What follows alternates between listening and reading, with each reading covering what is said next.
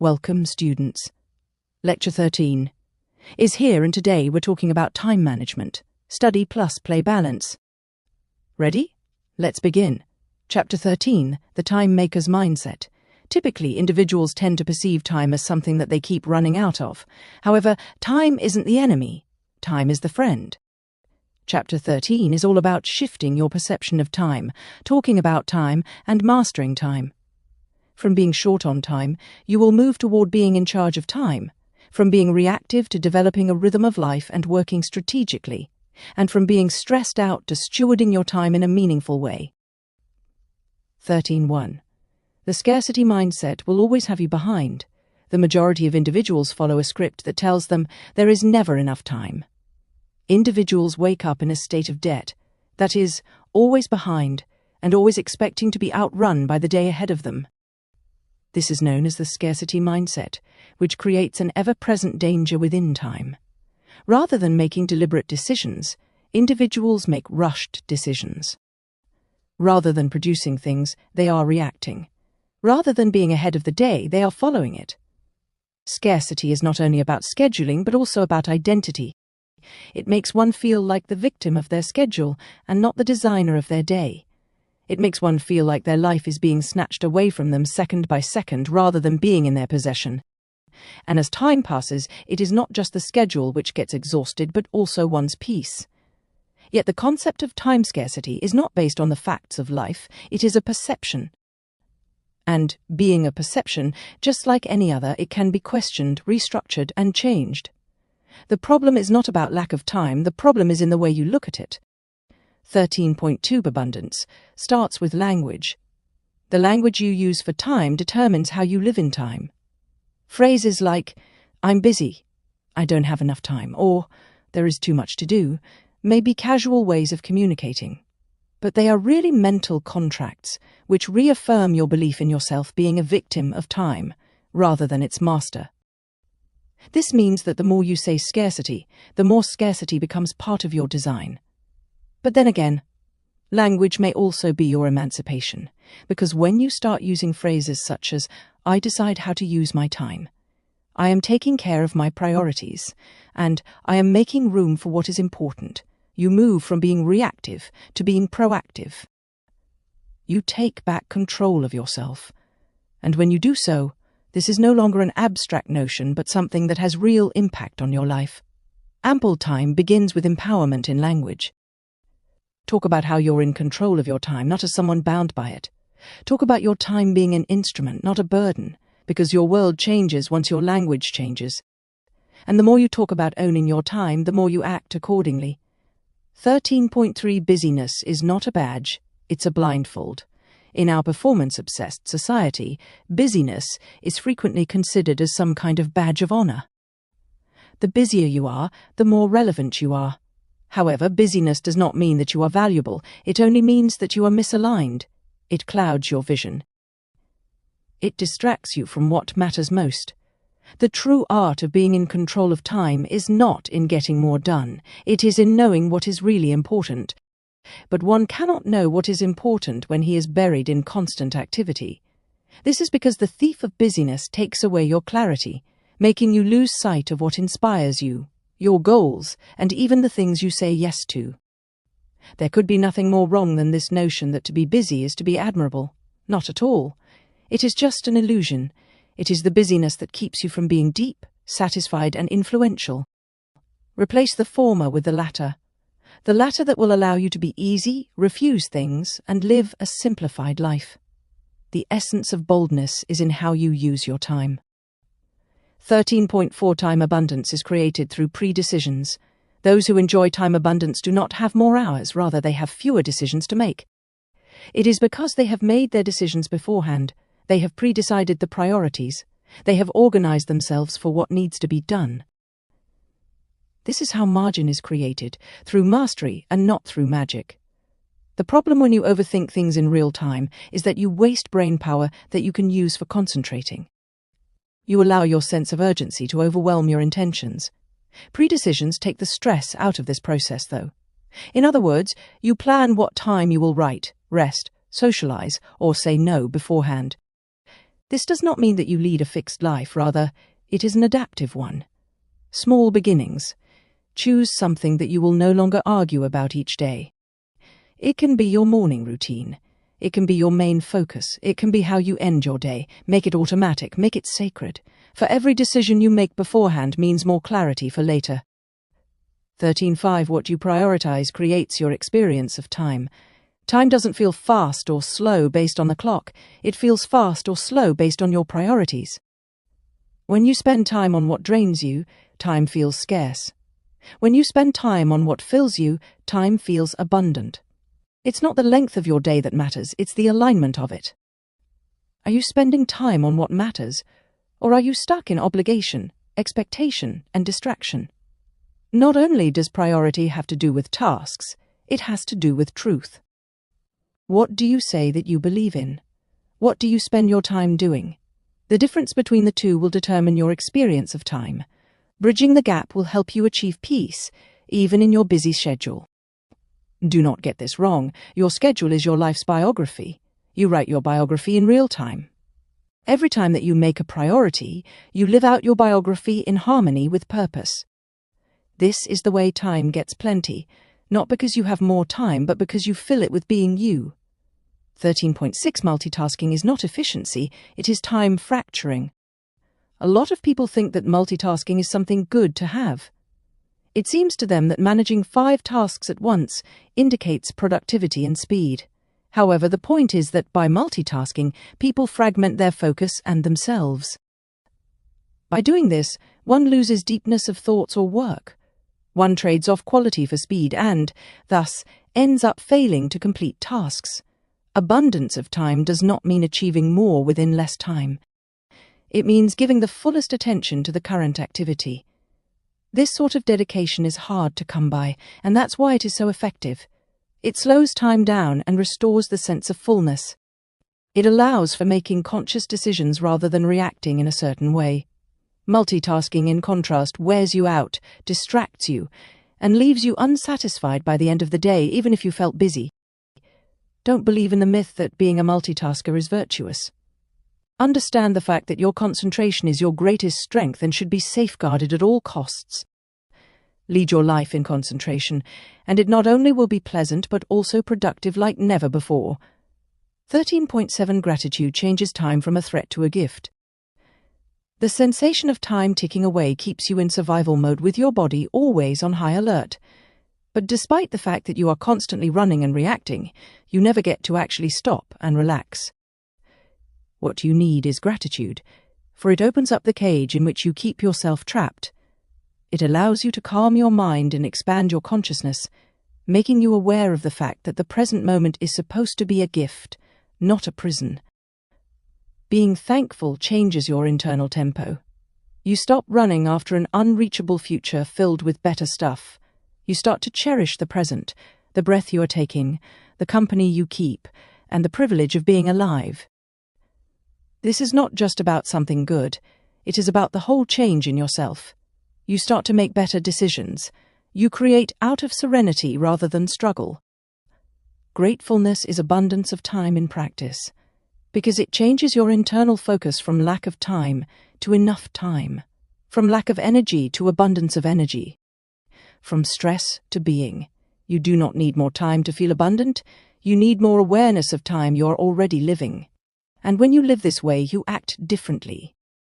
You act slowly and yet with more power. 13.8. Time is not something that you discover, but something that you create. Time management is an oxymoron.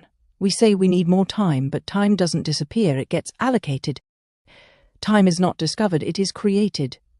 You create it by being unwilling to give it to things that you think do not deserve it. You create it through being willing to say no without remorse. Time is not something you hide in the nooks and crannies of your week. It's not something someone else possesses in abundance. Time is a daily act of voting. It's not that there is a lack of time to make a difference to yourself or others. It's that your focus is in the wrong place. The act of time creation is an act of courage. It involves saying, "This is important, therefore I will give myself time for it." It may not be easy, but it is empowering. Why? This is because each minute that you create intentionally is a statement of freedom from being a victim of urgency to being a visionary.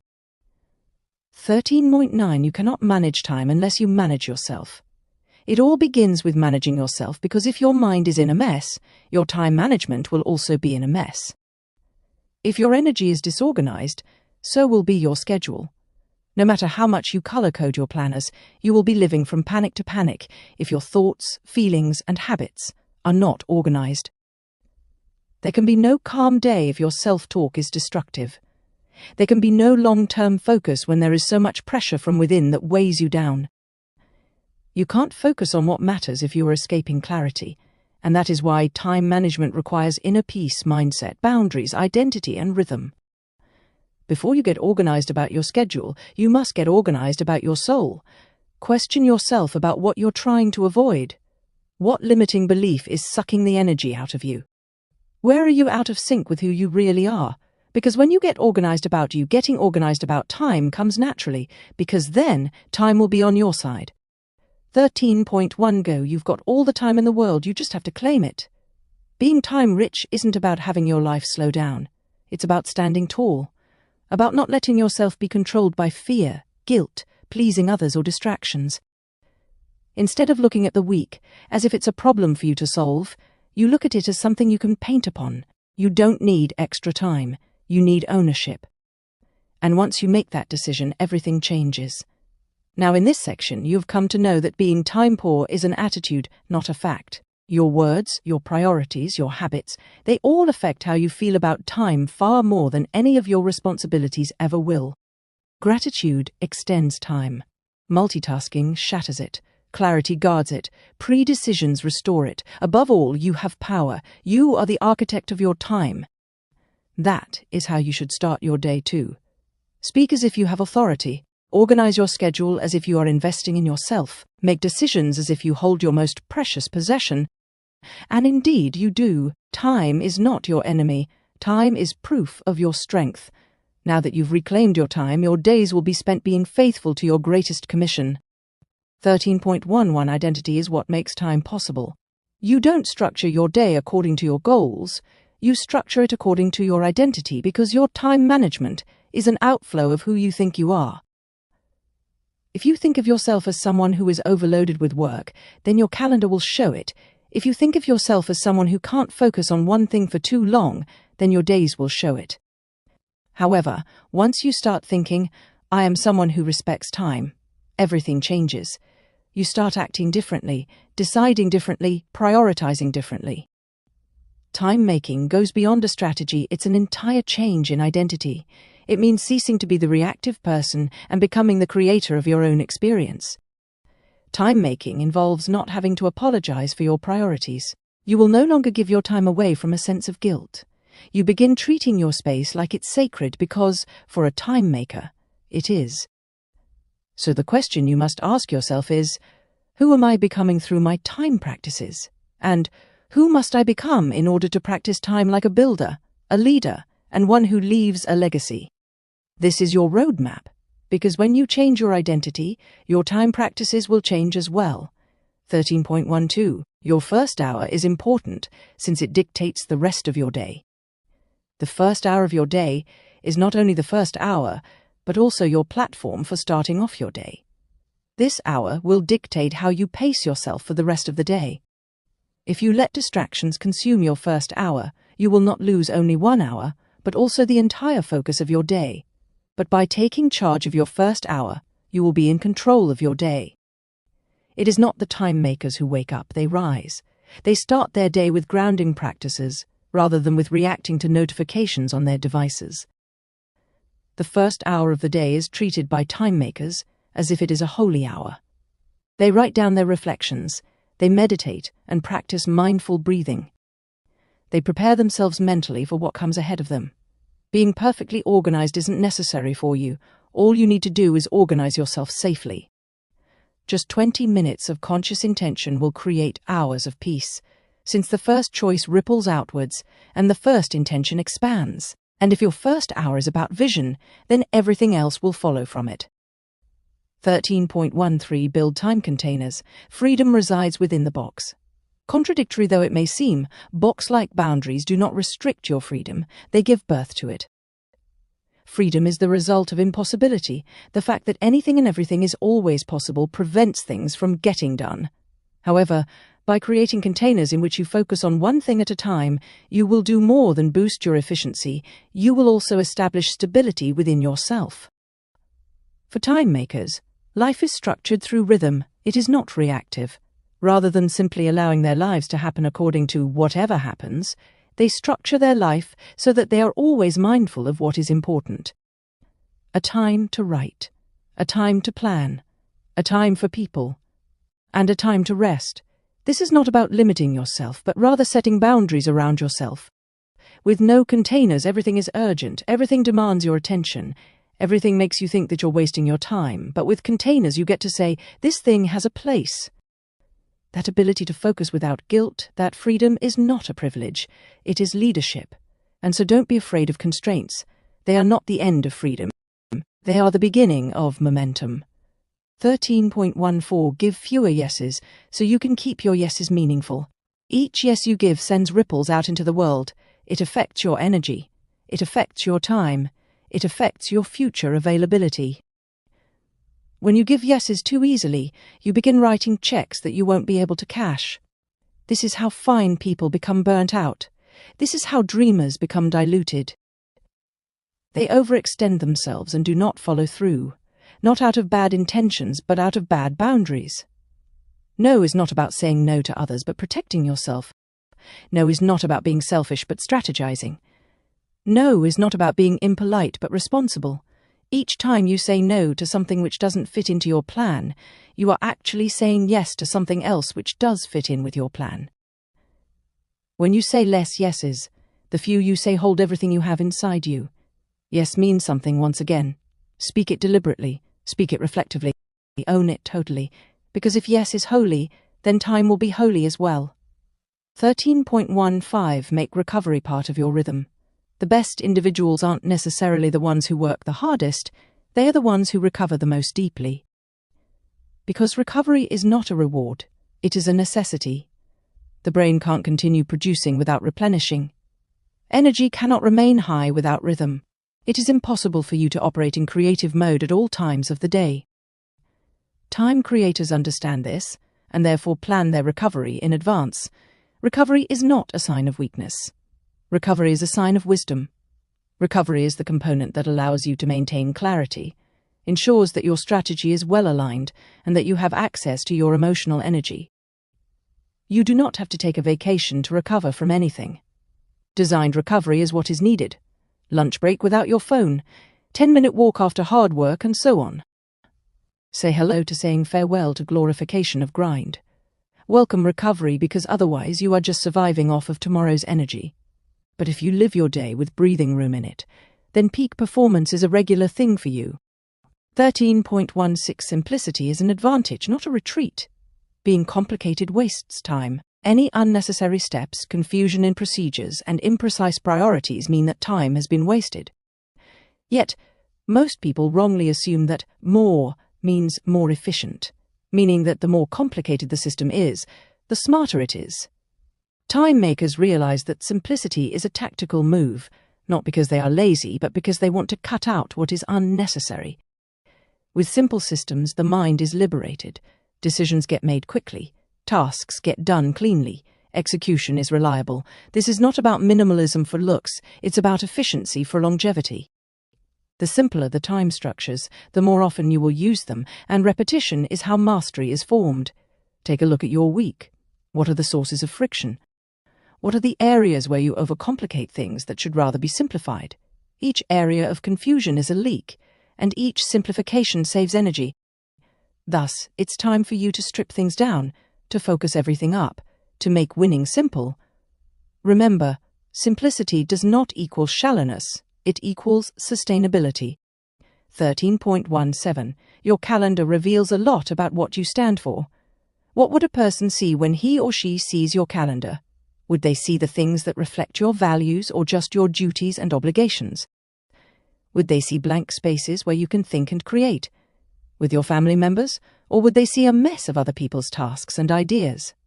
Time makers are able to plan what others can only dream of fitting into their schedules. Not only do they talk about the importance of their families, but they also find time for them. Not only do they consider well-being important, but they find time to recover. Not only do they honor deep work, but they create structures around it. They clearly understand that if something is not on the schedule, it will probably never get done. Think about how your schedule assesses your legacy. Who are you? Who do you want to become? How does your schedule tell the story to those who are watching you? Make sure that your schedule is in sync with your soul, because if it is, then every minute is an act of integrity. 13.18 Decision fatigue is a time drain you can eliminate. Every unmade decision carries weight. It lingers in the background of your mind, sapping your energy. And the more decisions you have to make, what to wear, what to eat, when to start, how to respond, the more mental clutter you carry. This is decision fatigue, and for time makers, it's one of the first enemies to eliminate. What is the answer? Standards, automation of the trivial, outsourcing the unnecessary, wearing the same clothes, eating from the same menu, allotting specific time to recurring priorities, for the reason that every little decision you take out makes room for making the big decisions. You don't want to spend your precious mental energies trying to decide what to do at 9 in the morning, when that energy can be utilized elsewhere. Time makers do not decide every little thing at the moment. They do this just once and leave it there. This is not inflexibility, but rather flexibility, because the less energy you expend on trivialities, the more energy you will have for your purpose. And with time, those saved decisions do not simply restore time, but rather momentum. 13.19 Time makers are designed to be distraction-free. Distractions don't take away your whole day at once, they take it away in chunks. Minutes wasted scrolling. Minutes lost in notification rabbit holes.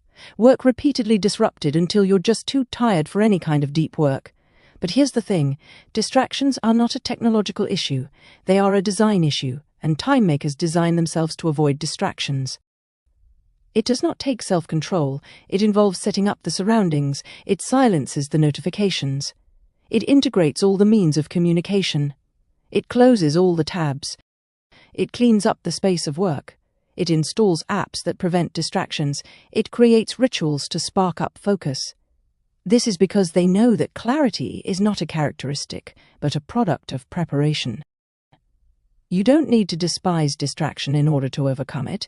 You need to build yourself around it. Create an environment that works for you. Fill up your days with structure. Guard your mind's best hours of attention.